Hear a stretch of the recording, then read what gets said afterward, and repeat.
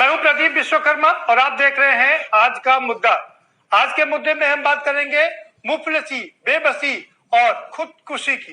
खड़े गन्ने को नहीं लिया और किसान मिलों के चक्कर लगाता रहा, लेकिन चीनी मिलों ने किसान का गन्ना नहीं लिया। कपिश श्रीवास्तव हमारे साथ जुड़े, समाजवादी पार्टी के नेता है, माफ करिएगा प्रवक्ता है। स्वागत है आपका कपिश जी। और हमारे साथ उमेश जी करूंगा। कपिश श्रीवास्तव जी, अगर आपको आवाज मिल रही हो तो एक और अन्नदाता ने किसानों की राजधानी कही जाने वाली सिसौली में आत्महत्या कर लिया, क्या कहेंगे आप?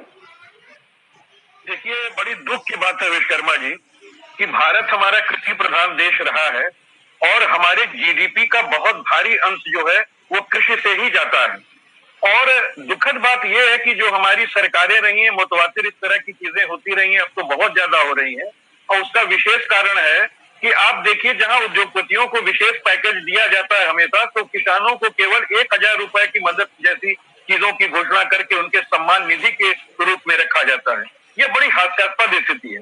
भारतीय जनता पार्टी जब सरकार में आनी होती है, किसानों के बीच में जाती है, तो इन किसानों को लेकर के ऐसी हमदर्द बनती है कि इनकी एमएसपी दूनी करने की बात करती है, इनकी कमाई दुगनी करने की बात करती है। और जब ये सत्ता में आ जाती है तो इन्हें किसी किस्म का कोई मदद देने का काम नहीं करती, जिसका कारण है आप साथ देख लीजिए, भुगतान जो है अंदर 20,000 करोड़ रुपए से ज्यादा है और अभी भुगतान नहीं हुआ है।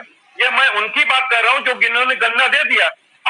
जो कोरोना संकट के अंदर जिस तरीके की लॉकडाउन अचानक की गई, क्या इनको नहीं पता था कि किसानों की क्या हालत हमारे देश के अंदर हो सकती है, मजदूरों की क्या हालत हो सकती है? इन्होंने पूर्वानुमान किए बगैर जो लॉकडाउन किया, उसका भी असर देखने को मिल रहा है। और गन्ना मिलों ने अगर उसका भुगतान गन्ना ही नहीं किया और 2.5 बीघे में उसका गन्ना खड़ा है, तो अन्नदाता परेशान है, उसके पास तो अपना भूख का पेट, अपनी जिम्मेदारियां सामने हैं। तो ऐसी हालत में मजबूर होकर के कोई किसान जो है वो आत्महत्या करता है।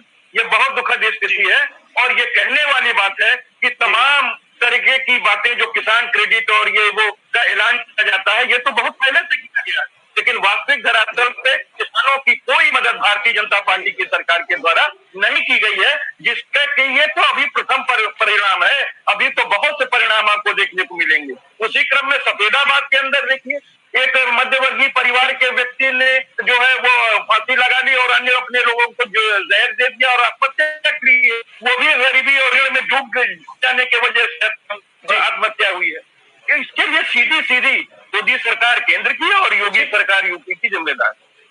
ठीक है, ठीक है, ठीक है। आपकी भी सरकार यहाँ पर रही है, समाजवादी पार्टी 4 बार यहाँ पर उनके मुख्यमंत्री रहे हैं। अखिलेश यादव जी फुल टाइम मुख्यमंत्री रहे 5 साल के लिए। ये किसानों की समस्याएं कब क्यों नहीं होती है? सबसे बड़ी बात यह है कि ये देश जो है, हमको इस नजरिए देखना चाहिए कि ये जो देश का इंफ्रास्ट्रक्चर है, जो कि जब देश आजाद हुआ और किसानों की जो थी उस पर जो कांग्रेस सरकार आई और कांग्रेस सरकार की भी जो नीतियां थी वो बहुत ज्यादा कृषि प्रधान देश वाली नहीं थी। उन्होंने भी उद्योगों को ही वरीयता दी थी और ये सिस्टम की कमियां थी जो लगातार रूप से चली आ रही थी और जिसको भाजपा ने और ज्यादा बेतहाशा रूप से बढ़ा दिया है, जिससे किसान परेशान होकर के आत्महत्या कर रहा है। जहां तक समाजवादी पार्टी की सरकार की बात रही है या अखिलेश यादव जी के पार्टी के शासनकाल की बात रही है, तो आप देखिए कि जिस तरीके से हम लोगों ने किसानों को पेंशन देने का काम किया, उनके ऋणों को माफी करने का काम किया, उनको बिजली का बिल माफ करने का काम किया, उनके लिए पानी मुहैया कराने का काम किया और वो भी बिना किसी बिल के।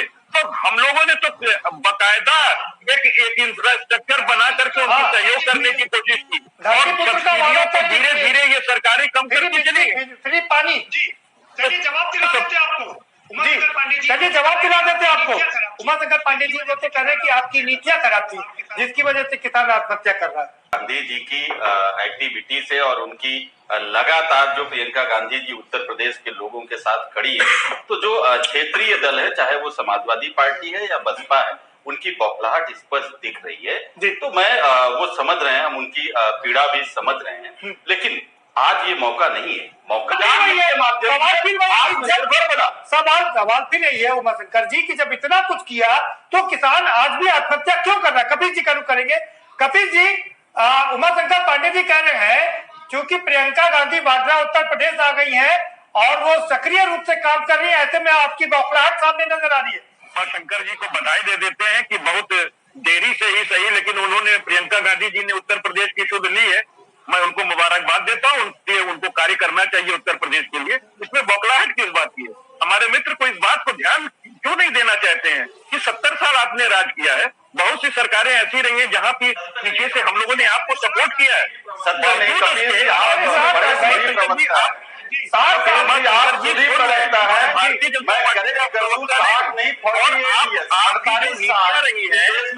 भारतीय जनता पार्टी से विशेष अलग होकर के नहीं रही है। आपने भी पूंजीवादी व्यवस्थाओं को ही लागू किया है। अगर किसानों के लिए 70 साल के अंदर आपने कोई इंफ्रास्ट्रक्चर और सही नीतियां बनाई होती 100%, आपको अपनी कमी स्वीकार करना चाहिए। मैं ये नहीं कह रहा हूं कि आपने किसानों के लिए कोई काम नहीं किया, लेकिन निश्चित रूप से आपकी नीतियों में पूरी पुख्ता नीति नहीं थी। 70 साल के अंदर आखिर किसान क्यों फिर आत्महत्या करता रहा? कहीं ना कहीं आपको जिम्मेदारी लेनी पड़ेगी। भाई जिम्मेदारी लेनी पड़ेगी उमाशंकर पांडे जी, भाई जिम्मेदारी लेनी पड़ेगी उमाशंकर पांडे जी। आपने कैपिटलिज्म को आगे बढ़ाया, देखिए मैं पहले इस बात के लिए करेक्ट करना चाहूंगा कि देखिए मोदी जी जब आए तो उन्होंने बातचीत के बड़बोलेपन का एक ऐसा बवंडर अपने साथ लाया कि लोग ये भूल गए और लोगों ने पन्ने पलट के कभी देखे नहीं कि जब देश आजाद हुआ था उस की कांग्रेस और भारतीय जनता पार्टी दोनों की करनी और कथनी दोनों में बहुत अंतर है। नंबर एक बात जी। नंबर दूसरी चीज, अब बात वहां की बता दूं आपको कि सरकार ने किसी भी प्रकार से किसानों की सुध लेना बंद कर दिया है। पिछले 3 सालों में 38,000 से ज्यादा किसानों ने आत्महत्या की है। एक बार भी उसका। दूसरी बात, कांग्रेस पार्टी ने एक डिमांड लगातार हत्या नहीं होती। हमने छत्तीसगढ़ में हर किसान, हर गरीब के खाते में 7,500 रुपए डालने का काम किया है। ये योगी सरकार को भी करना चाहिए। समझ कर। ठीक है कपिल जी, आपका फाइनल कमेंट, क्या करना चाहिए सरकार को जिससे कि ये आत्महत्या ना हो? सबसे पहली बात तो ये कहेंगे कि डीएम साहिबा ने जिस तरीके से जो बयान प्रस्तुत किया है बिना किसी अन्वेषण के किया, और जो घर वाले विक्टिम हैं जो बयान कर रहे हैं, आप उससे इतर कैसे जा सकते हैं या कह सकते हैं? प्रॉब्लम उनके यहाँ थी और डीएम साहब अपनी बातें बता रही हैं। तो सबसे पहली चीज की इस तरीके की डीएम साहब को इस तरह की बातें नहीं करनी चाहिए कि जो शोभनीय ना हो। एक परिवार पीड़ित है, आप उसके ही बयान पर कायम नहीं हो रहे हैं, आप दूसरी तरफ जा रहे हैं। और सबसे बड़ी बात यह है कि आप उसके दुख में शरीक नहीं हो रहे हैं। जहां तक संजीव बालियान साहब का सवाल था, तो संजीव बालियान चूंकि वहां के किसान नेताओं के रूप में उनकी जल्दी से, समय कम है कपिल जी, 20 सेकंड में अपनी बात। सबसे पहले सरकार को चाहिए कि वो एक नीति बना करके 8 लाख करोड़ रुपए का जो ऋण आपने बताया है कि पूरे भारत में किसानों पर है, उसको तुरंत का तुरंत समाप्त कर देना चाहिए। ये अपने आप में सबसे बड़ा सवाल है। सवाल सबसे बड़ा यही है कि देश को खाद्यान्न की आपूर्ति करने वाला, देश को खिलाने वाला अन्नदाता आत्महत्या क्यों कर रहा है। फिलहाल इस कार्यक्रम में इतना ही। आप हमें दीजिए इजाजत और बाकी खबरों के लिए देखते रहिए के न्यूज़ इंडिया।